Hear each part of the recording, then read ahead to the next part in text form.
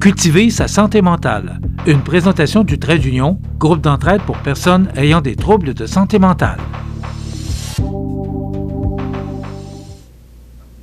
Nous allons cultiver notre santé mentale en compagnie de Mélissande Boilard du Trait d'Union. Ça va bien? Oui, ça va bien. Pas d'angoisse? Ah, des petites angoisses des quand petites même. Des petits stress, on en a tout le temps au quotidien.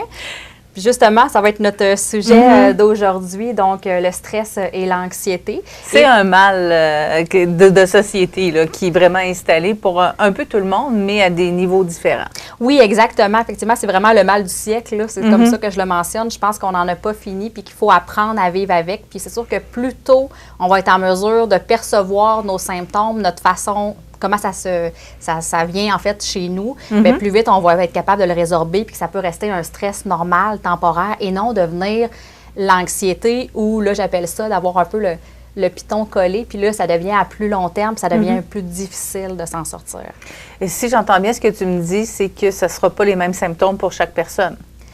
Non, il y a quand même des choses qui sont récurrentes, mais selon nos fragilités, on a peut-être des symptômes qui vont sortir plus pour une personne puis un petit peu moins pour l'autre. Mais il y a quand même une récurrence là-dedans. Tu sais, un stress, là, c'est vraiment un état d'inquiétude, une petite tension mentale, on a une situation difficile. Mais c'est normal, ça, parce que sans stress, on ne regarderait pas ces deux côtés de la rue avant de traverser. On remonte à la préhistoire, le mammouth qui est là, je dois l'éviter, je dois faire quelque chose, je dois courir. Donc, ça nous amène de la cortisol, ça nous amène certaines choses dans notre corps physiologique, physique, dont on a besoin pour réagir, en fait, là, aux stimuli. Et pour se préserver aussi, si j'ai bien compris. Oui, c'est une question de survie. Fait que le stress, ça peut être sain, puis c'est correct. Par contre, quand on arrive dans l'anxiété, c'est là où ça devient un peu plus problématique. C'est on parle plus d'un trouble psychique à ce moment-là, par la crainte d'un danger qui n'est pas nécessairement réel, qui n'est pas justifié, puis dont l'ampleur est déraisonnable. Donc là, on s'invente des mammouths aussi. Exactement. Où on en a vu un il y a 10 ans, mais on le voit encore tous les jours. On a encore cette crainte-là. On n'est pas capable de passer par-dessus.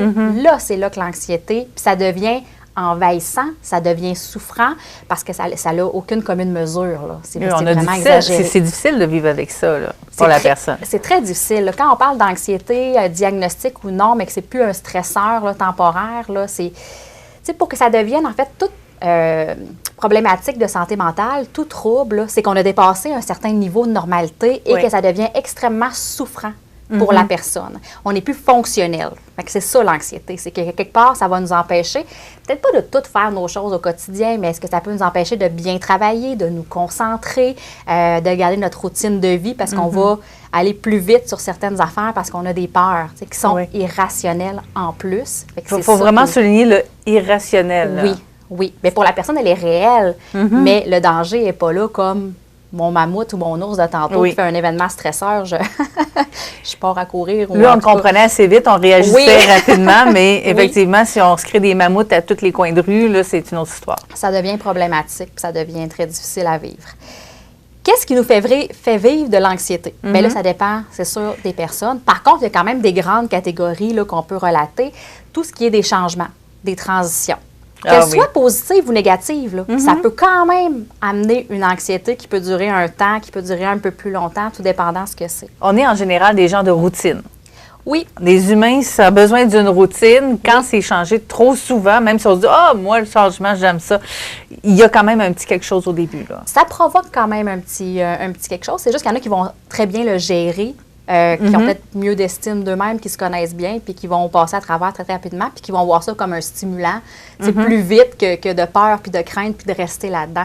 Mais elle va être là quand même, là, le petit sentiment, là, puis c'est bien normal.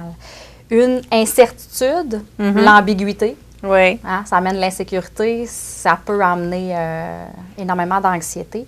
Un trauma, une mauvaise expérience aussi, dans sur un événement donné ou une expérience qui fait qu'il va se répéter, puis rester, alors qu'elle n'existe plus, mais dans la tête de la personne, elle continue. Donc, ça peut être une cause. La méconnaissance, ne pas se sentir compétent. Tu sais, on parle là, des gens là, qui vont aller faire leur demande de chômage, qui vont aller chez le dentiste, qui vont aller... Peut-être quelque chose qu'on ne connaît pas trop, qu'on est moins à l'aise, qu'on se remet un peu entre les mains de quelqu'un. Ça peut amener une certaine anxiété. Et qui aime ça, aller chez le dentiste? Je ne le sais pas. Mais faut pas nécessairement faire d'anxiété, là.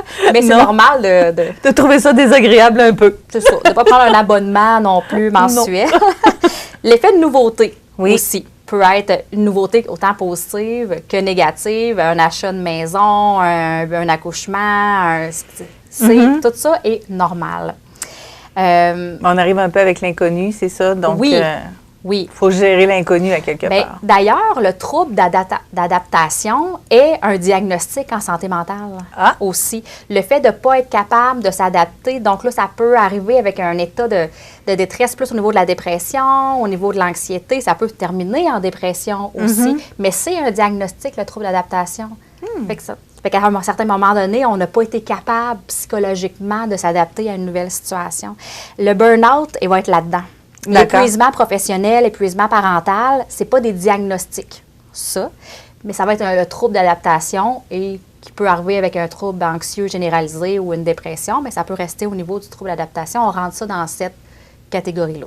Ah, intéressant de le savoir. Et comment ça se manifeste, l'anxiété? Oui.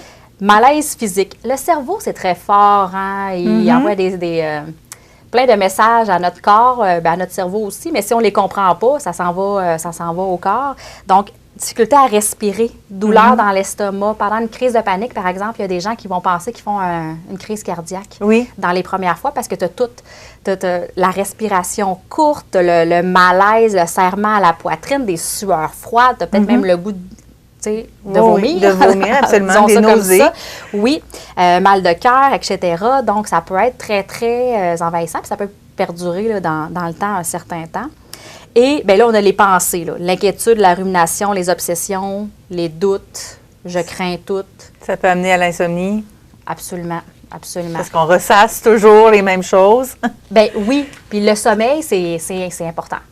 C'est important, puis ça rentre dans la routine de vie, puis dans les facteurs qu'on peut travailler pour justement en passer par-dessus l'anxiété, parce que ça va être difficile de passer par-dessus si on ne dort pas, on mange mal, on ne fait pas d'exercice. Là, c'est à chacun de trouver un peu ses outils. Là. Il y en a différents. C'est les mêmes outils pour le stress, pour l'anxiété. Peu importe le niveau, on va travailler de la même façon avec la personne. Mais comment on s'en sort? Gestion des émotions, connaissance de soi, demander de l'aide, avoir un réseau de soutien, évidemment. C'est important de ne pas avoir peur de demander de l'aide. Oui. On travaille beaucoup, par exemple, au Trait d'Union, dans la reprise du pouvoir. Oui. Donc, on n'est pas notre anxiété. Hein? On est plus fort que ça, c'est notre cerveau. Fait qu'on va lui donner des trucs et astuces, puis des fois, on va essayer de le déjouer par nos filtres, les perceptions. Par exemple, je parlais avec mes intervenantes tantôt, une conclusion hâtive, là. Tu sais, quelqu'un qui fait beaucoup d'anxiété, là, de l'habitude, je l'appelle à 5 heures, il me répond. Il me répond pas aujourd'hui, ça y est, dans le trafic, il y a eu un accident, il est mort. Ou il est à l'hôpital. Tu sais, on part rapidement sur quelque chose. Mais ça, c'est une façon de fonctionner pour bien des gens. Puis l'anxiété, c'est beaucoup ça. Là. Oui. C'est la petite bête qui était grosse comme ça, ou dans la réalité, elle est comme ça, mais nous, on la voit très, très grande. Fait qu'il faut la ramener. Mais ça, on travaille ça. Ça se travaille aussi. Puis c'est pas facile, là, comme on dit, il faut se parler. Là. Il faut se parler. Il faut se parler.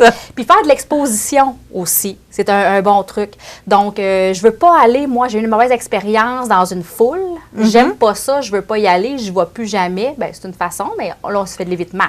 Fait que l'exposition, ça serait d'y aller une petite fois avec un petit groupe qu'on connaît moins, d'aller dans un regroupement, une conférence de quelque chose, d'aller dans une salle de spectacle pour finalement aller peut-être au Festival d'été de Québec où là, il y a vraiment beaucoup de monde. Oui. Mais c'est la théorie des petits pas, parce que si on a eu notamment une mauvaise expérience, un traumatisme, bien, c'est peut-être pas de remettre la personne dans le même contexte, mais c'est qu'il faut faire des petites victoires. Tu sais, la reprise du pouvoir, c'est ça. Fait que c'est de surmonter cette anxiété-là.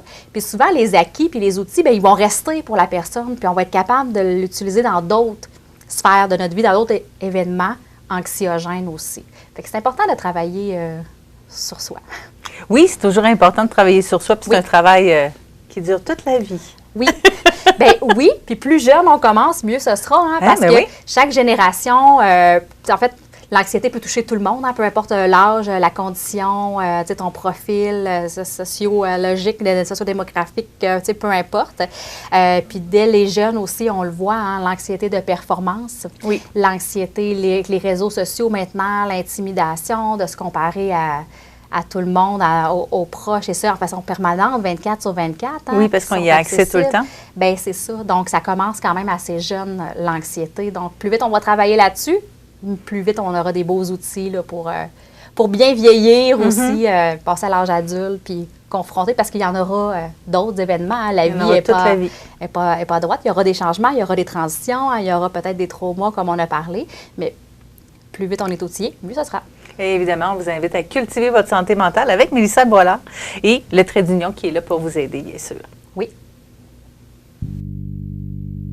Cultiver sa santé mentale. Une présentation du Trait d'Union, groupe d'entraide pour personnes ayant des troubles de santé mentale.